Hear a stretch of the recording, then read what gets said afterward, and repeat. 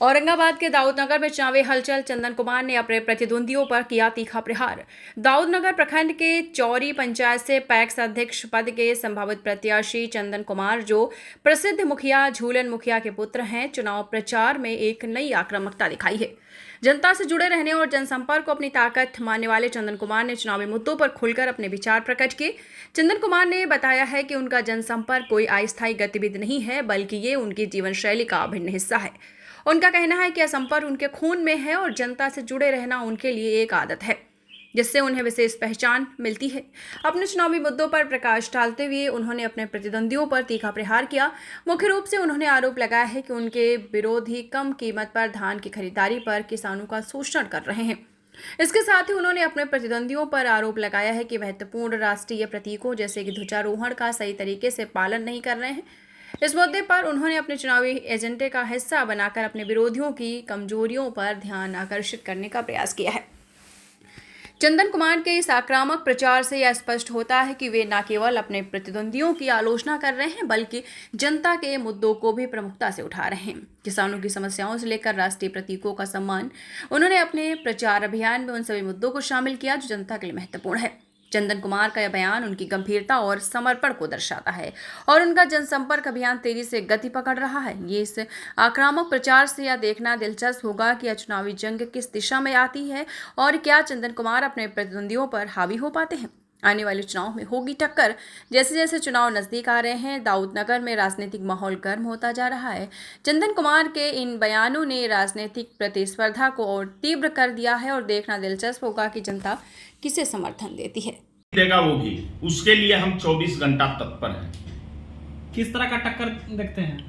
टक्कर तो देखते हैं कि हमको जब जिसके पास भी जाते हैं सब लोग चाय नाश्ता और घूमता है साथ में, हमको तो पते नहीं चलता है कि चुनाव है। हमको तो लगता है कि इस पंचायत का हम सांसद हैं, इस तरह से हमको महसूस होता है।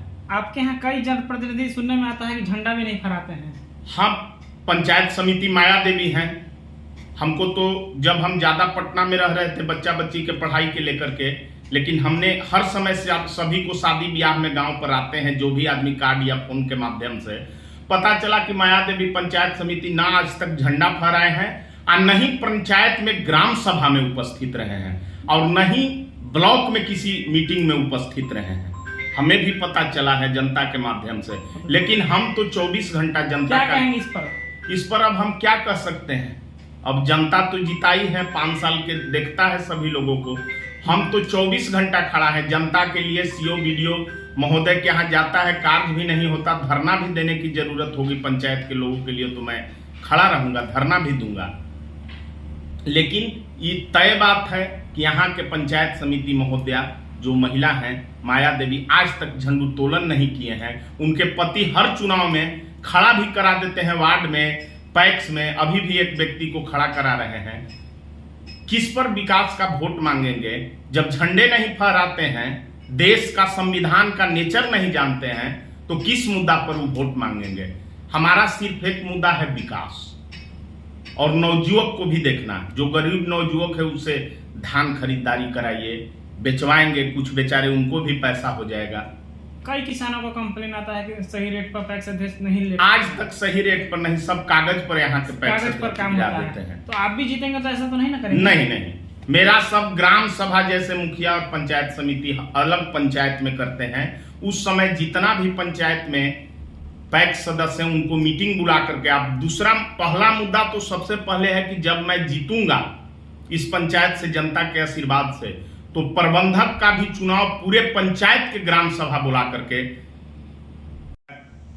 मैं प्रबंध समिति चौरी पैक्स का जब चुनाव में जीत जाऊंगा जनता के आशीर्वाद से, सबसे पहले प्रबंध समिति की बैठक बुलाकर और ग्राम सभा जैसा करके अपने कोऑपरेटिव सोसाइटी में, और सबसे पहले प्रबंधक का चुनाव कराएंगे। अगला पैक्स अध्यक्ष जो है अपने भतीजा को ही पेड मैनेजर प्रबंधक रखे हुए हैं, जो नियमावली में है पैक्स का कि कभी भी अपने बेटा भतीजा को प्रबंधक नहीं रख सकते, परिवार को नहीं रखना है। लेकिन इन्होंने 20 वर्षों से उन्हीं को रखे हुए हैं। तो सबसे पहला मेरा मुद्दा ये होगा। दूसरा मुद्दा कि पैक्स में सही रेट पर धान और गेहूं की और बीज की खरीदारी और बिक्री, और खाद कभी कमी नहीं होगा। ज्यादा से ज्यादा लोगों को पैक्स के माध्यम से सुविधा। और एक चीज जरूर मैं बता देना चाहता हूं इस पंचायत वासियों को आपके माध्यम से कि जो जिला में मेला लगता है वो मैं चौरी पंचायत में पहला बार लगाऊंगा, कृषि मेला।